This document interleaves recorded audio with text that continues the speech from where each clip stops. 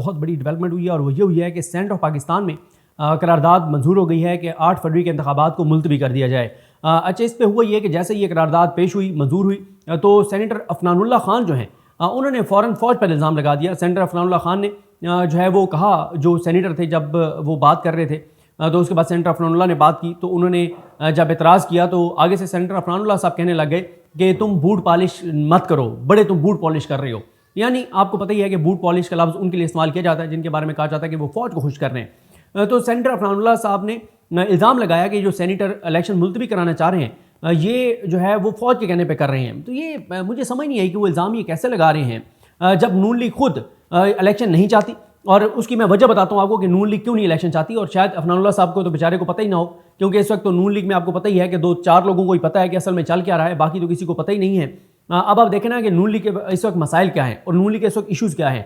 नून league का सबसे बड़ा मसला ये है कि नून लीग के अंदर अपनी पार्टी के अंदर टिकटों के ऊपर इख्तलाफ है, और नून लीग इस वक्त इसलिए इलेक्शन को डिले करवाना चाहती है कि अभी तक तो वो टिकटों का फैसला नहीं कर सके।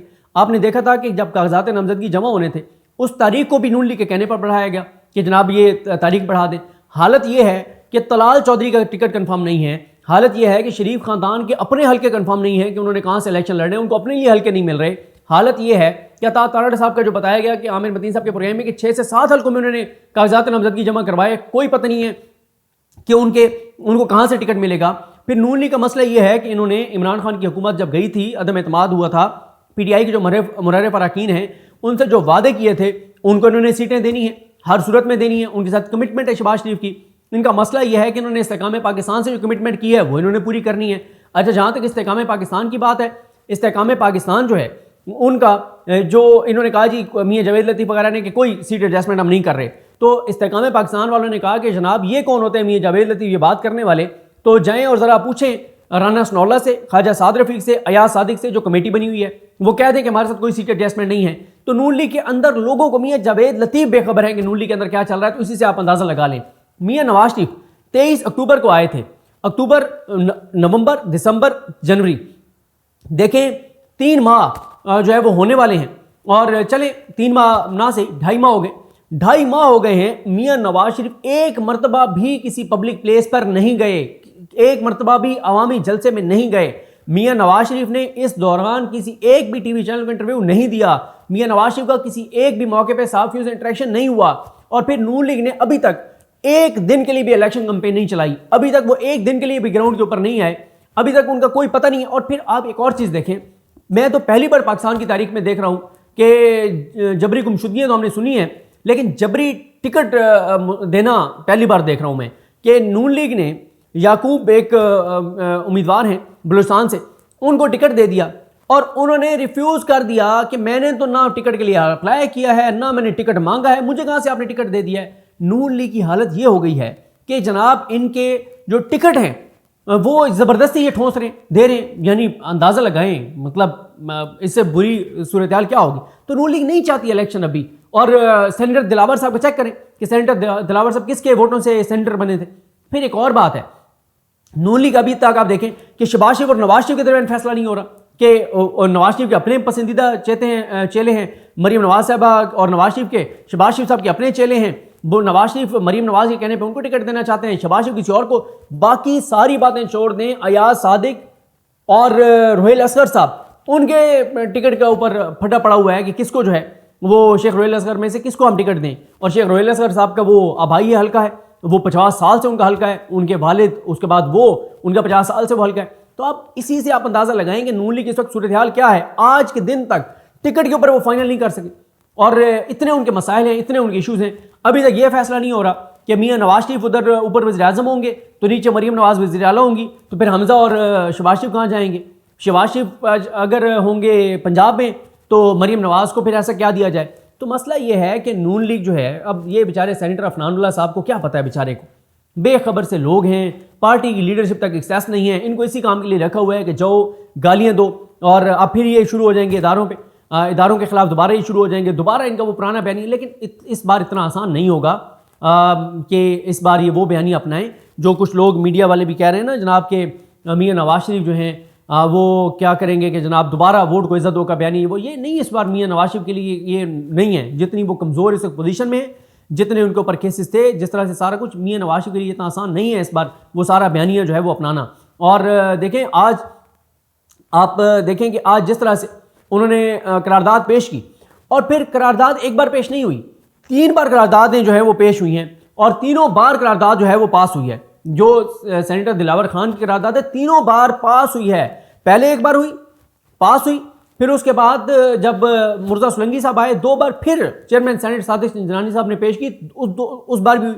अब मसला ये है कि नून लीग का आपको पता ही है कि नून लीग इलेक्शन नहीं चाहती, और उसकी बहुत सी वजूहात में से एक वजह यह भी है कि ताहयात नाअहली वाला जो मामला है वो सुप्रीम कोर्ट से आप ये देख रहे हैं कि फैसला तो महफूज हो गया है। काजी फाइज ईसा साहब हर सूरत में जो है वो मियां नवाज शरीफ को वज़ीर-ए-आज़म बनाने के लिए और ताहयात नाअहली ख़त्म करने के लिए पुरज़म है, लेकिन वहीं पे कुछ जजेस के रिमार्क्स आपने सुने कि जनाब कानून साजी के जरिए आप आइन को कैसे बदल सकते हैं। और फिर और जो अदालती मुआविन बनाए गए उन्होंने भी आकर ये कहा कि सुप्रीम कोर्ट के फैसले के बाद जब आइन की किसी शिक की सुप्रीम कोर्ट तशरीह कर देती है तो फिर आपको आइनी तरमीम करनी पड़ती है, फिर आप कानून के जरिए नहीं कर सकते। फिर एक और बात है भाई, बात यह है कि काजी फाइज ईसा साहब, अब ये कहा जा रहा है कि जनाब ये सेनेट में 12 लोग थे तो ये कैसे करारदाद पास कर सकते हैं। अच्छा, मियां नवाज शरीफ की ये ताहयात नाअहली खत्म करने वाली जो कानून साजी है, जरा चेक करें कितने अरकान उस वक्त मौजूद थे, 342 के अवान में कितने मौजूद थे भाई, 27 मेंबर्स के साथ कानून साजियां हुई हैं, पहली बात। दूसरी बात यह है कि जब पंजाब और केपीके में इलेक्शन का मौका था तो उस वक्त कौमी असम्बली में करारदाद इन्होंने पास कर दी कि सुप्रीम जो है वो फंड्स फराहम नहीं किए जाएंगे पंजाब और केपीके में इलेक्शन के लिए।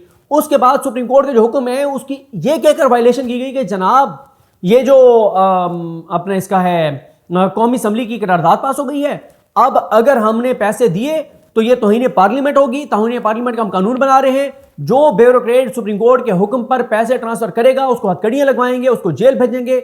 मैं खुद एक कमेटी में मौजूद था जिसमें यूसुफ रज़ा गिलानी साहब के बेटे ने बहुत सख्त गुफ्तगू की थी। उन्होंने कहा था जो ब्यूरोक्रेट पैसे फराम करेगा इलेक्शन के लिए हम उसको हथकड़ियां लगाएंगे, जेल डालेंगे, तुम्हारी औकात क्या है, जो बहुत सख्त उन्होंने गुफ्तगू की थी।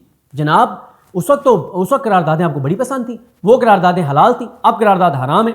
काजी फाइज ईसा साहब से मैं पूछता हूं कि जनाब उस आपको बड़ी पार्लियामेंट आपको सुप्रीम नजर आती है, कौमी असम्बली बड़ी सुप्रीम नजर आती है, सेनेट बड़ी सुप्रीम नजर आती है, आप कहते हैं जनाब ये 5 जज कैसे बैठ के फैसला कर सकते हैं कि 62(1)(f) के तहत नाअहली ताहयात होगी। पार्लियामान का इज्तिमाई दानिश हमारी दानिश से बहुत बड़ी है, तो फिर ठीक है ना, सेनेट की दानिश बता दी उन्होंने कि 8 फरवरी को इलेक्शन नहीं हो सकते। देखें हालात जो है वो सूरत हाल, अगर 2 सूबों में सिक्योरिटी की बात हो रही है तो इसमें कोई शक नहीं है, दहशतगर्दी की सूरत हाल तो है। फिर इस वक्त हालात आप देख लें, जिस तरह के इलेक्शन इस वक्त होते हुए नजर आ रहे हैं, जो काजी फाइज ईसा साहब जिस तरह के इलेक्शन करवाना चाहते हैं, जिन आरओज़ के जरिए काजी फाइज ईसा इलेक्शन करवाने जा रहे हैं, भाई ये तो पाकिस्तान की तारीख बदतरीन फिर आप इलेक्शन करवाने जा रहे हैं, इससे इस्तेकाम थोड़ी आएगा। इलेक्शन होंगे दोबारा पीटीआई सड़कों पे होगी दोबारा, तो जो काजी फाइज ईसा साहब जिस तरह के इलेक्शन करवाने जा रहे हैं उससे तो पाकिस्तान के अंदर वो तबाही और बर्बादी आएगी कि अल्लाह ताला माफ करे, जो काजी साहब चाहते हैं जिस तरह के इलेक्शन करवाना। तो बात यह है कि काजी फाइज ईसा साहब का जो ग्रुप है इनके जजेस का, इन्होंने केपी के और पंजाब में इलेक्शन नहीं होने दिए थे, और इश्तियाक खान जो बार के सदर हैं उन्होंने क्या कहा था, उन्होंने कहा कि इन्होंने उमर साहब बंदयाल की पीठ में छुरा घोंपा था, और इन्होंने पीठ में छुरा घोंप के और इन्होंने कहा था जनाब के और इन्होंने इलेक्शन नहीं होने दिए थे। तो अब उस वक्त भी तो करारदादों के ऊपर आप कह रहे थे ना, उस वक्त भी तो आप पार्लियामेंट और ये वो आपको बड़ी पार्लियामेंट सुप्रीम नजर आती थी, तो अब भी जो है वो पार्लियामेंट वो है अपना फिर सुप्रीम है, तो फिर आप यहाँ भी माने, मतलब वो हलाल करारदादें थी, ये हराम करारदाद है।